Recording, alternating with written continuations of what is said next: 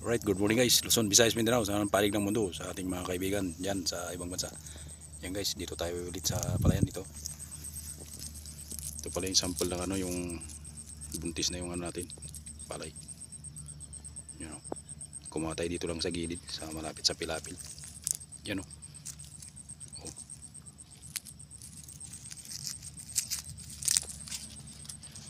Ito na yung palay niya, guys.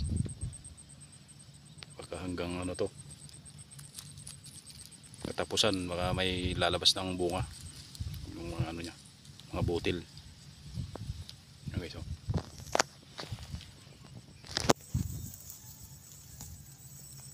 Halos lahat lang guys, buntis na.